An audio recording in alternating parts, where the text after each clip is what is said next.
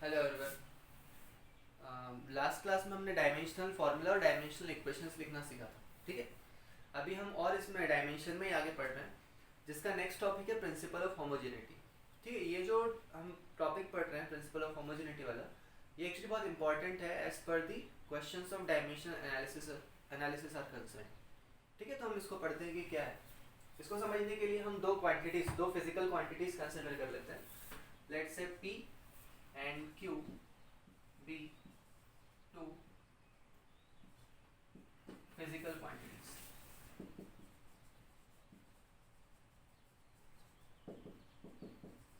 दो physical quantity हमने मान ली। ठीक है, अब इनकी मैं यूनिट भी ले लेता हूँ। लेट्स से इसकी यूनिट U1 है, unit of P,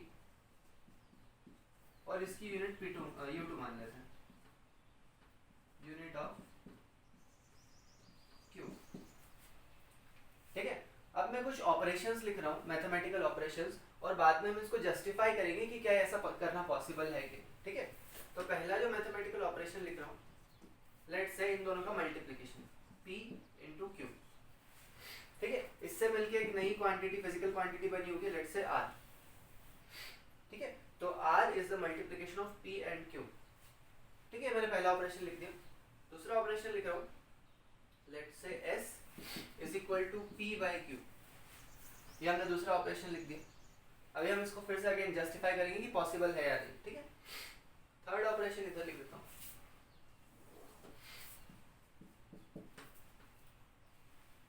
T is equal to P plus Q, and fourth operation is U is equal to P minus Q। अब इनको एक एक करके हम जस्टिफाई करते हैं। ठीक है, उसके लिए हम क्या करते हैं, P और Q को कुछ मान लेते हैं, कुछ क्वांटिटी मान लेते हैं।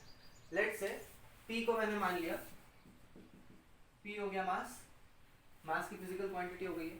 ठीक है, और Q को मान लेते हैं हम, लेट्स से वेलोसिटी।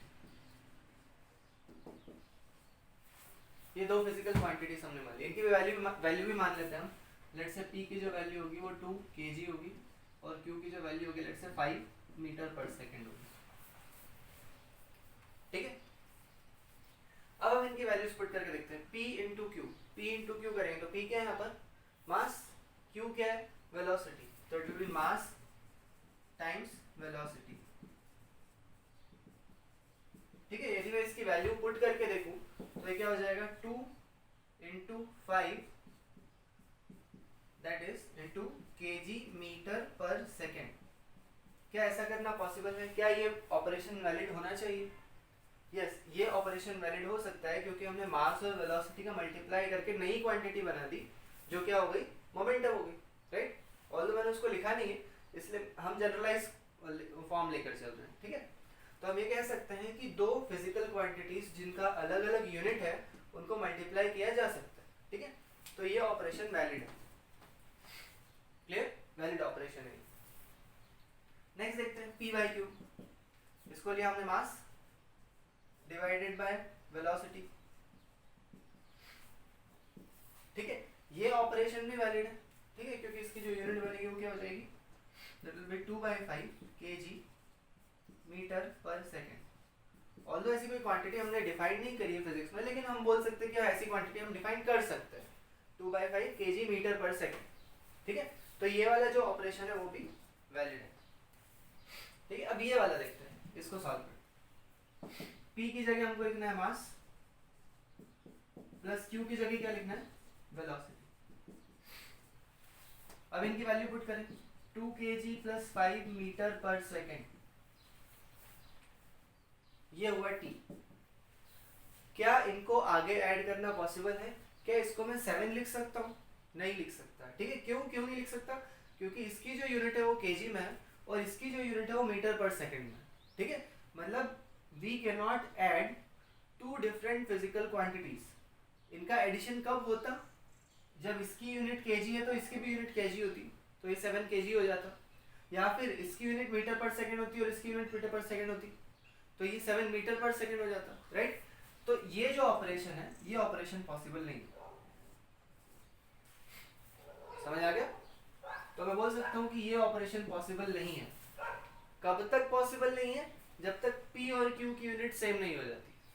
क्लियर? यदि मान लो p मास है तो q भी मास होता, तो हम डायरेक्टली इनको ऐड कर देते, या फिर p वेलोसिटी होता है और q भी वेलोसिटी होता है, तब भी डायरेक्टली ऐड कर देते, राइट? तो क्या हम कह सकते हैं कि this operation is not valid because u1 is not equal to u2। ये जो यूनिट्स है 1 की मीटर केजी 1 की मीटर पर सेकंड अभी हमने एग्जांपल के तौर पे लिया है, लेकिन इन जनरल बात करें तो ये वाला ऑपरेशन वैलिड नहीं होगा कब? When u1 is not equal to u2। Clear?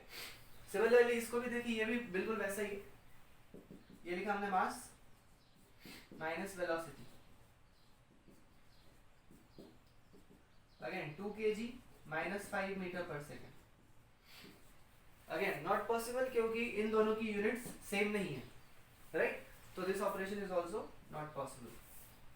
क्यों? क्योंकि u1 is not equal to u2। ठीक है? तो this is the principle of homogeneity. इसको यदि मैं स्टेटमेंट में लिखूं तो स्टेटमेंट कुछ इसका ऐसा होगा, ये मैं मिटा दे रहा हूं।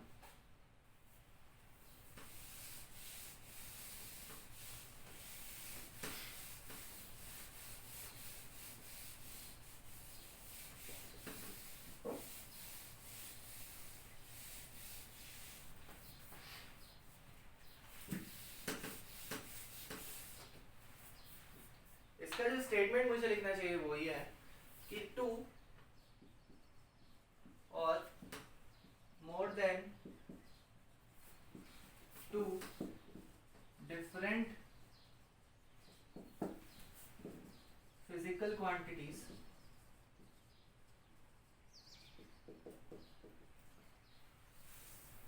Can be multiplied or divided at our convenience. However,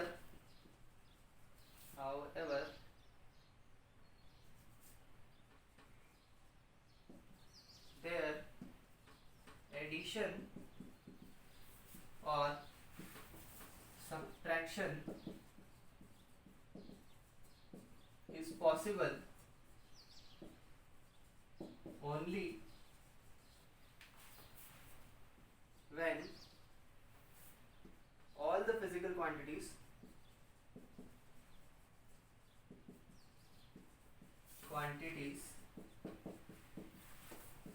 have same units और unit। ठीक है? यही अभी जो हमने देखा था, जो हमने अभी लिखा था P और Q को एनालाइज करके लिखा था, उसमें बेसिकली यहाँ पे मल्टीप्लिकेशन और डिवीजन तो आराम से हो जा रहा था, चाहे u1 u2 के इक्वल हो या ना हो। लेकिन यहाँ पर u1 और u2 इक्वल नहीं थे, तो हम एडिशन सब्ट्रैक्शन जो किया था वो पॉसिबल नहीं था। ठीक है? वो पॉसिबल कब हो जाएगा? जब दोनों फिजिकल क्वांटिटीज, दो या दो से ज्यादा भी हो सकती है, उन सब का जो यूनिट है वो सेम हो। ठीक है? यूनिट सेम नहीं होगा तो हम ऐड नहीं कर सकते। क्लियर? तो हम ये बोल सकते हैं कि यदि हम t is equal to p plus minus q लिख रहे हैं, तो हम बोल सकते हैं कि unit of p is equal to unit of q, right? Unit of q। अच्छा, और जो इनकी यूनिट होगी वही इसकी भी यूनिट निकल के आएगी। यदि मैं लिखूं कि यूनिट ऑफ p की मास में kg में है और q भी kg में है, तो जो इनका एडिशन होगा वो बेसिकली वो खुद भी kg में होगा। ऐसा तो होगा नहीं कि kg स्क्वायर हो गया, राइट? यूनिट्स भी ऐड हो जाएगी। तो बेसिकली जो यूनिट निकल के आएगी t की, वो इन दोनों की यूनिट के इक्वल होगी। तो इसी को मैं बोल सकता हूँ it is equal to unit of t, right? अच्छा, यूनिट से अच्छा हम एक टर्म लिख सकते हैं डायमेंशंस। ठीक है? तो हम बोल सकते हैं कि dimension of p is equal to dimensions of q is equal to dimensions of t। Clear? इसका मतलब दो फिजिकल क्वांटिटीज को जब हम ऐड और सब्ट्रैक्ट कर रहे हैं तो उनके डायमेंशंस जो रिजल्टेंट क्वांटिटी के निकलेंगे वो भी वही होंगे जो p और q के, राइट? यहाँ पे p प्लस q, यहाँ पे r s t जितने भी नंबर ऑफ क्वांटिटीज है उन सबको ऐड कर सकते हैं, या सब्ट्रैक्ट कर सकते हैं only if all of them have same dimension. Clear है? अब इस पर बेस्ड हम कुछ क्वेश्चंस करते हैं तो ये और अच्छे से क्लियर होगा।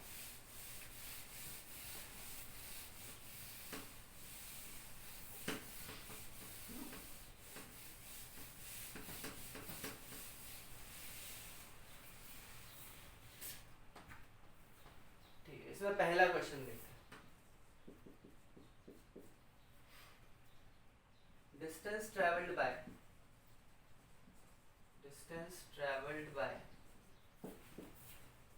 a particle, और ऐसे लिखना चाहिए मुझे, position of a particle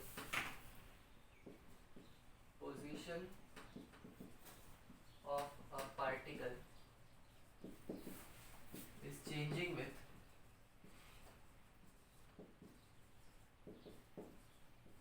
time as x equal to a plus dt plus ct square plus d t cube, where x is in meter and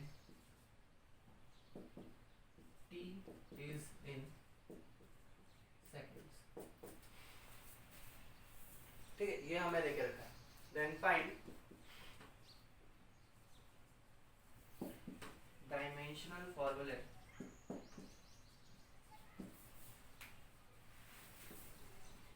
of A B C and D.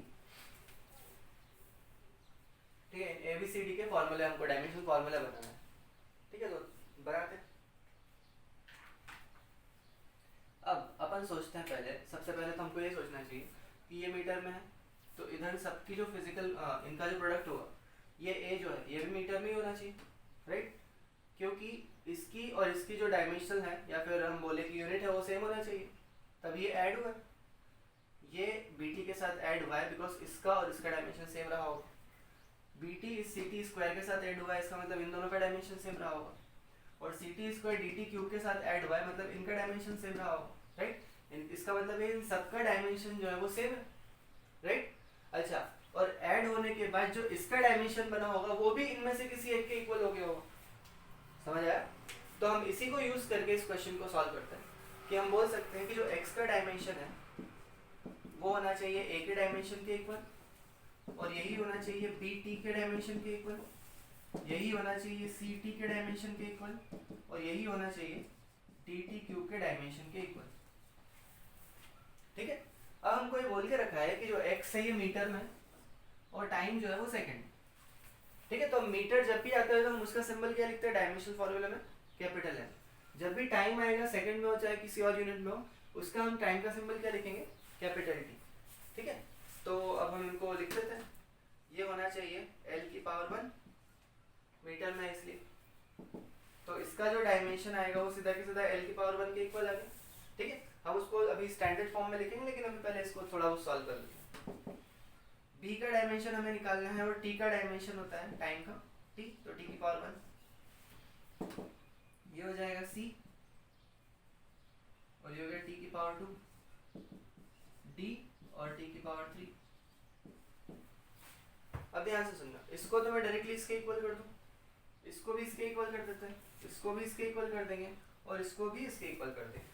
ठीक है, तो जो A का dimension है वो A का dimension हो जाएगा L की पावर 1, इसको हम स्टैंडर्ड फॉर्म में लिख देते हैं, तो M की पावर 0, L की पावर 1, T की पावर 0। ये A का डायमेंशन हो गया। क्लियर? अब B T की पावर 1 को L1 के इक्वल कर देते हैं, तो B T की पावर 1 को हम कर देते हैं L1 के इक्वल। तो अब T को इधर ले आएंगे तो T की पावर 1 हो जाएगा, नीचे ऊपर जाएगा तो T की पावर -1 हो जाएगा। तो जो B का डायमेंशन बनेगा that will be equal to M0 L1 T -1। ये B का डायमेंशन हो गया। इस CT स्क्वायर को इस L के इक्वल कर देते हैं, तो हो गया CT स्क्वायर हो गया L की पावर 1 के इक्वल। तो जो C का डायमेंशन बन के आएगा इसको इधर भेज दियो तो हो गया m0 L1 t की पावर -2। ठीक है, अभी dt क्यूब को इसके इक्वल कर देते हैं, तो dt cube is equal to L1।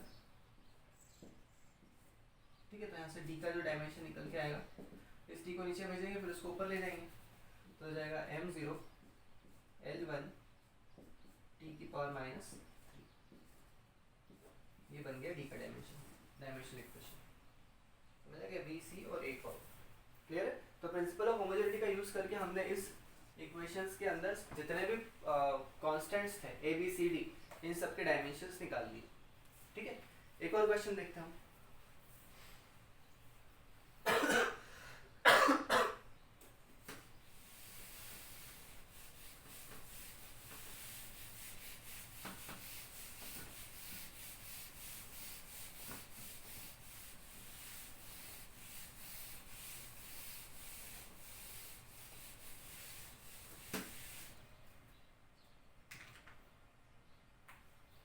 Question number 2.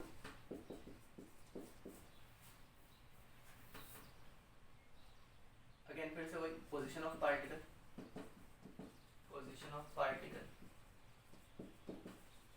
changes with time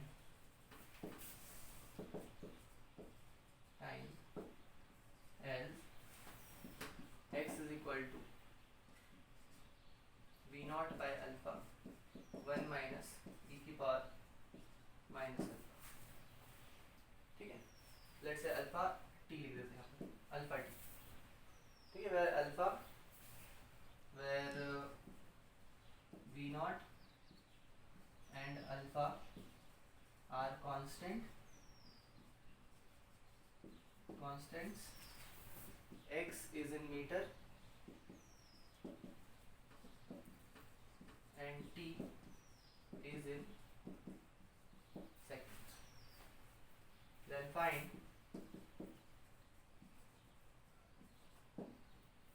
find dimensional formula and unit of v naught and l। ये क्वेश्चन।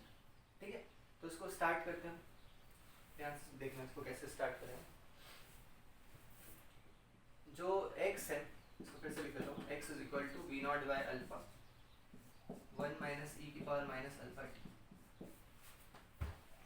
ठीक है, अब हम इसको सबसे यहाँ से स्टार्ट करते हैं, इधर से शुरू करते हैं। ठीक है, इस पूरे का यदि मैं डायमेंशन देखूं, इस पूरे का जो यूनिट है मैं बोल सकता हूँ इसके इक्वल होनी चाहिए, राइट? इस पूरे एक्सप्रेशन की यूनिट इसके इक्वल होनी चाहिए, राइट? अब इसकी यूनिट क्या है? मीटर में, तो इस पूरे एक्सप्रेशन की यूनिट भी क्या होगी? मीटर में होगी। क्लियर? अब ये जो e की पावर अल्फा टी है माइनस अल्फा टी, अच्छा अल्फा e की पावर अल्फा टी जो है, ये जो एक नंबर है, ये एक प्योर नंबर हो गया, राइट? अभी हमने पढ़ा था कि जो प्योर नंबर होते हैं उनका जो डायमेंशन होता है वो जीरो होता है, दे आर डायमेंशनलेस क्वांटिटीज। ठीक है, तो हम बोल सकते हैं this is a pure number, तो इसका डायमेंशन नहीं है, इसका मतलब इसका भी डायमेंशन नहीं होगा, राइट? तो मैं बोल सकता हूँ कि अल्फा टी का जो डायमेंशन है that must be equal to m0 l0 t0। ठीक है, ये समझ आया? अब यहाँ पे t सेकेंड्स में है तो हम इसको लिख सकते हैं alpha capital T m0 l0 t0। Clear? तो यहाँ से हमारे पास अल्फा का डायमेंशन निकला है कि alpha is equal to m0 l0 t की पावर माइनस 1। ये तो हो गया अल्फा का dimension. Alpha is a constant और उस कांस्टेंट का डायमेंशन हमारे पास ये निकल गया। क्लियर? कैसे निकाला फिर से अपन एक बार देख लेते हैं कि 1 माइनस ये समथिंग जो लिखा था, ये समथिंग यूनिटलेस होना चाहिए, डायमेंशनलेस होना चाहिए, राइट? क्योंकि प्योर नंबर का डायमेंशन हमने पढ़ा था कि sin theta cos theta e की पावर x 1 2 1/2 -5, इन सब के जो भी प्योर नंबर होंगे उनके डायमेंशंस क्या होंगे? उनके डायमेंशन 0 होंगे। ठीक है, इसी तरीके से e की पावर x ऐसे log x होता तो भी उसका डायमेंशन 0 ही होता। ठीक है, तो हम बोल सकते हैं कि हमने अच्छा ये इसका डायमेंशन 0 है, इसका मतलब इसका भी डायमेंशन 0 होना चाहिए। पावर में कभी कोई डायमेंशन नहीं आता, कभी ऐसा से सुना है तुमने कि 2 की पावर सेंटीमीटर, ऐसा कभी नहीं हो सकता, राइट? इसका मतलब ये वाला भी डायमेंशनलेस होना चाहिए, तो इसलिए हमने इसको डायमेंशनलेस बना दिया। डायमेंशनलेस बनाने के लिए हमने m की पावर 0, l की पावर 0, t की पावर 0 ली, ठीक है। ओके, फिर t जो था वो हमें देखे रखा है कि टाइम है, तो उसका हमने नोटेशन लिख दिया t, और अल्फा की वैल्यू यहाँ से निकाल, क्लियर है? ये अल्फा की वैल्यू होगी। अब दूसरी चीज, ये जो x है ये x मीटर में देके रखा हुआ है, ठीक है। मतलब इसका जो यूनिट होगा, इसका जो सिंबल होगा, नोटेशन होगा, वो कैपिटल L होगा, राइट? तो अब ये तो यूनिटलेस हो गया, पूरा डायमेंशनलेस हो गया, तो इसका जो डायमेंशन होगा वो भी L के इक्वल ही होना चाहिए। तो हम ये बोल सकते हैं कि V0 डिवाइडेड बाय अल्फा, इसका जो डायमेंशन होगा वो L की पावर 1 के इक्वल होगा, क्योंकि ये पूरा x के इक्वल, ठीक है। ये तो एक नंबर हो गया, यदि इसको हम भूल जाए, क्योंकि नंबर्स का डायमेंशन नहीं लिखा जाता, जैसा हमने पहले भी बात की है, या फिर हम ये बोलें कि इनका डायमेंशन जो होता है वो 0 होता है, ठीक है। तो हमने डायरेक्टली इसके डायमेंशन को इसके इक्वल कर दिया, इसके डायमेंशन के इक्वल।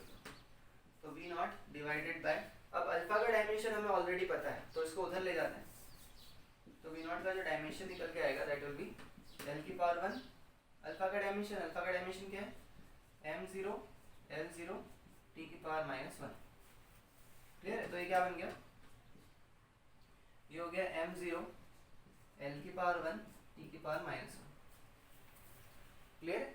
तो ये डायमेंशनल इक्वेशन हो गई V0 की, और ये डायमेंशनल इक्वेशन हो गई अल्फा की। अब उसने यूनिट भी हमसे पूछी, तो यूनिट कैसे निकालेंगे, बस जैसा भी हमको दिया था वैसे वैसे m और l और t की वैल्यू रख देंगे। ये हो गया केजी में, केजी की पावर 0 0, मीटर की पावर 0 0, और ये हो गया सेकेंड की पावर -1। तो अल्फा की जो यूनिट हो गई, unit of alpha is basically second inverse, या पर सेकेंड हम जिसको बोलते हैं, ठीक है। V0 की यूनिट निकालें, V0 की क्या हो जाएगी,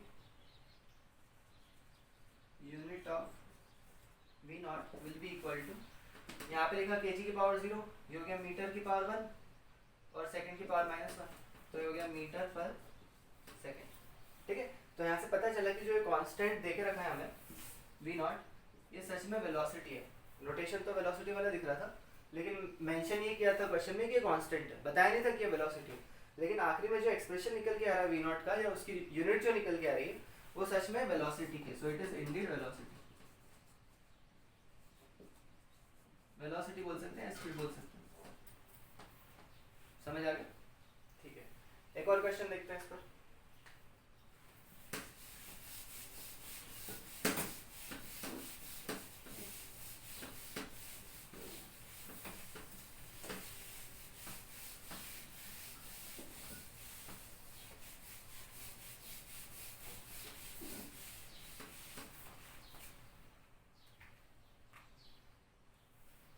क्वेश्चन नंबर 3,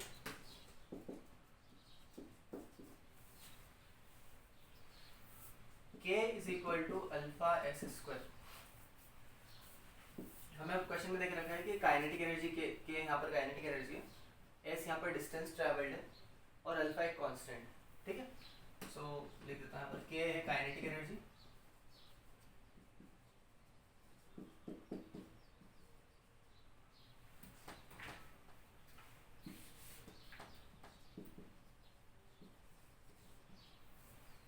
s है डिस्टेंस ट्रैवल्ड, और अल्फा एक कांस्टेंट है।